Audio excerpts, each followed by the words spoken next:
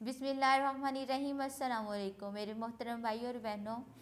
आज मैं आप लोगों को मौसम सरमा में होने वाले बुखार और मलेरिया बुखार के लिए बेहतरीन घरेलू और मौसर इलाज बताऊंगी और इसमें उन चीज़ों के बारे में बताऊंगी जिनको आपने इस्तेमाल हरगिज़ नहीं करना, क्योंकि उन चीज़ों के इस्तेमाल से आपकी सेहत को नुकसान पहुंच सकता है।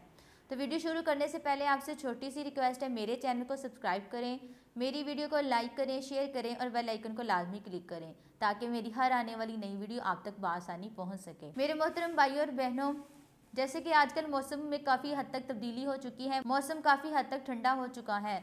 तो मौसम तब्दील होने की वजह से जब मौसम खुश्क सर्द होता है तो अक्सर लोगों को बुखार हो जाता है। ठंडे की वजह से होने वाले तमाम मसाइल जो कि खुश्की सर्दी की वजह से होते हैं, उनके लिए ये होम रेमेडी बेहतरीन है। इसमें सिर्फ दो ही चीज़ें आपने इस्तेमाल करनी है जो घर में आम पाई जाती हैं। तो सबसे पहले जो चीज़ है वो है खाने वाला नमक और दूसरी जो चीज़ है वो है काली मिर्च।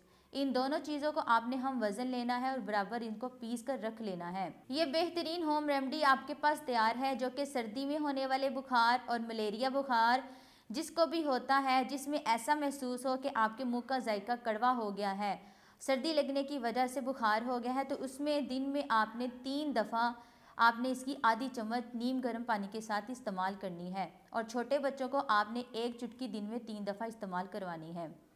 जितनी मर्ज़ी सर्दी लगी हो, इंशाल्लाह इसके एक दिन के इस्तेमाल से आप देखेंगे कि आपको काफ़ी हद तक अफाका हुआ है। इसको आपने 2 से 3 दिन इस्तेमाल करना है। छोटे बच्चों को दिन में 1 चुटकी और बड़े जो लोग हैं वो आधी चम्मच इसका दिन में 3 दफ़ा इस्तेमाल करें। और इसके साथ साथ आप मनक्का, दारचीनी और अगर खांसी है तो मलट्ठी का कावा बनाकर भी इस्तेमाल करें, ये भी बेहद मुफीद इलाज है। मिजाज के अतबार से ये इलाज यानी दोनों चीज़ें गर्म तर हैं।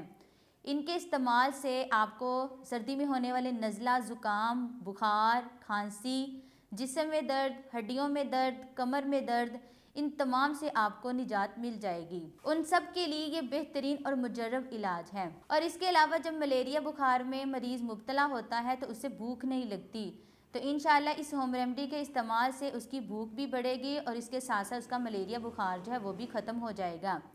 और इसमें जो चीज़ें आपने इस्तेमाल नहीं करनी वो दही और लस्सी है। सर्दी की वजह से होने वाले बुखारों में मरीज़ को आपने दही और लस्सी का इस्तेमाल हरगिज़ नहीं करवाना, बल्कि आपने इसे छोटे बकरे के गोश्त की यखनी बनाकर वो इस्तेमाल करवाएं। इंशाल्लाह अल्लाह के फजलो करम से इस होम रेमेडी को इस्तेमाल करने से ना सिर्फ आपकी बीमारी ख़त्म होगी बल्कि आपकी कमज़ोरी भी जो है वो भी ख़त्म हो जाएगी। अल्लाह ताला से दुआ है कि अल्लाह ताला हमें हर मुसीबत, हर बीमारी से निजात अता फरमाए।